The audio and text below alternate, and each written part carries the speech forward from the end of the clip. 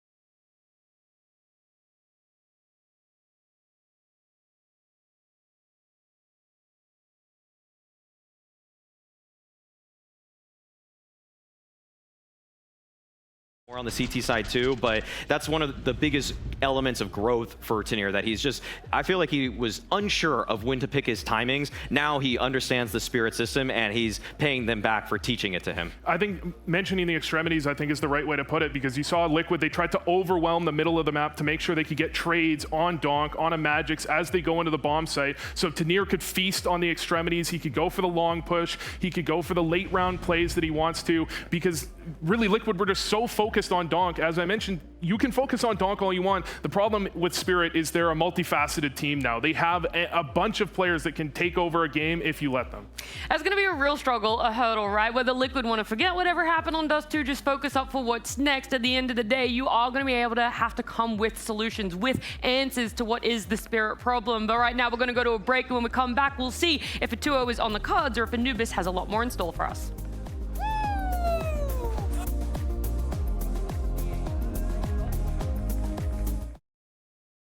Okay, guys, I am joined here by Aiden from Blast. He's going to talk us a bit through Blast Roots, which is a tournament that happens here in Malta for the Maltese CS community, hosted by Blast, which tries to foster the grassroots esports scene in Malta. Yeah, so you've actually casted a Blast Roots event. Yeah, I casted two. Two, So yes. You first and casted second. January and April. So overall, Blast Roots is kind of a initiative that we're taking with Blast, which is related to the Malta community. And it's really important for us. Obviously, we're trying to develop the gaming community here in Malta, the more established CS2 scene as well. Obviously, there's a lot of history in the CS2 scene here in Malta. So overall, we're just trying to host events, host tournaments, and we're just trying to get everyone sort of involved, using Blast's expertise to kind of help guide and uplift the local community when it comes to these events. Yeah, no, for sure. I think there's a lot of talent in Malta. I think there's a lot of enthusiasm around CS.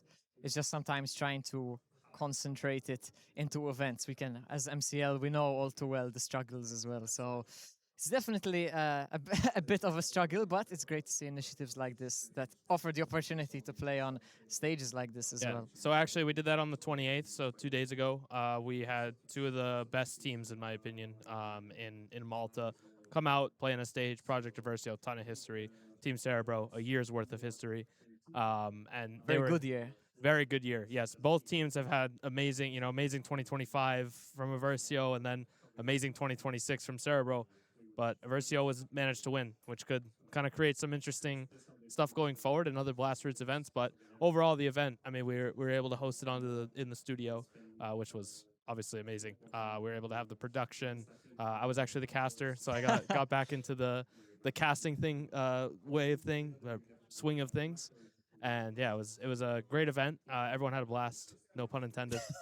And overall, we're trying to really uplift, get more people involved. That's the most important thing. And even if you're, even if you're a low-level player, it doesn't matter, because eventually all this experience is going to lead to something bigger.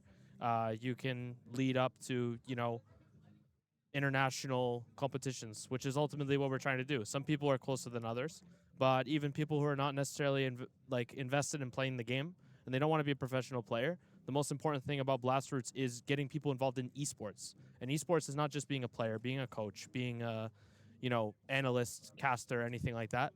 But the most important thing is, look at all the people that we have running around here. Look at me. I play, but I'm an esports guy. So the most important thing is getting people into the esports industry, not necessarily just gamers, but people, showing them that, you can be a caster, you can be an analyst, you can operate a camera, you can do all these things. So that's the most important part of Blastroots and everything like that.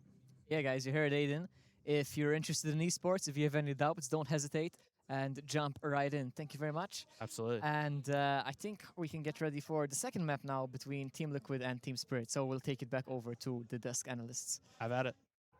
I sort of liken it to having 2 analysts, right? But we can only ever get better with more of you. Yeah, I think we should fill this with 5 analysts. I think that might make it even better. No, I think two coaches for Spirit has actually helped them a lot. When you look at the way they're playing now, they're so much more tactical. They have some of the most flash assists or kills with flashed opponents of anyone in the scene right now. I actually think it's grown the team incredibly. And so to hear him talk about it, where Holly's more overview, he's more team strategy, and you have Sotfik as the more specifics-focused coach, I think it makes perfect sense with what we see on the server as well. I mean, with Spirit taking one step up, how we see how strong their Dust 2 performance here was. I do wonder, Maui, with Liquid going back onto Anubis here, what's their strength? What's their go-to that when we last saw them play against Vitality, they were able to get that win and could replicate it today against Spirit? So the defenses from Liquid have just been astounding, because they played not only Vitality, but G2 as well. And across both of those Anubis CT sides, they were so active. It's what caused and helped them have an above 50% round win percentage on the defense of the map that is supposed to be the hardest on CT side. Liquid understand the meta. They're extremely active, that even when a play doesn't quite work out for them, they go for another. A double push at long B, a double push in E-box. This is all from the same round, by the way, that they're just going through every single possible option one by one and doing it together. That is why they were able to put up such a fight versus both elite teams in Vitality, in G2, that they're constantly moving around and that they're always looking for some kind of in. Like, you can't play on your heels, and that's really the biggest weakness of so many of the favorites. They just think they're going to play a CT side default, they're going to wait back, hope that you get to hold against those kinds of executes. But Liquid, they always take matters in their own hands. Yeah, and I think the key when you look at that is that they're not over-forcing it. You saw,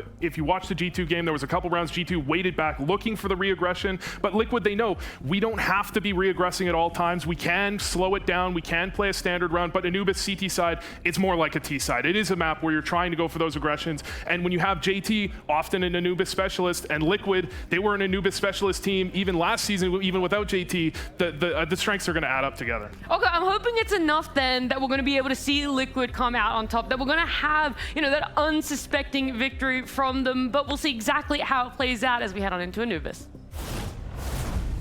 Yes, let's go. This is going to be a really interesting spot now for the series because, James, of course, everybody understands Spirit's one of the best in the business on Dust 2. No one's expecting anything from Liquid, but Anubis. On Anubis. Now we're moving into the positive territory for Liquid because this is how they engineered the wins over Vitality, Falcons, and also... There's nothing positive about this number right here, 7.69 for Liquid. But I agree with you. I think that it was a noble effort they put up. I think there were some rounds which, if they went their way, maybe they can continue in that second half. But it wasn't to be. Spirit had other ideas. Yes. But again, I think Anubis is I mean, now it's the last stand, but I think it's where they're probably going to put their biggest stand. We are used to seeing really big performances from Elige, getting towards 20 frags in some of the recent matches where they've taken some really big scalps.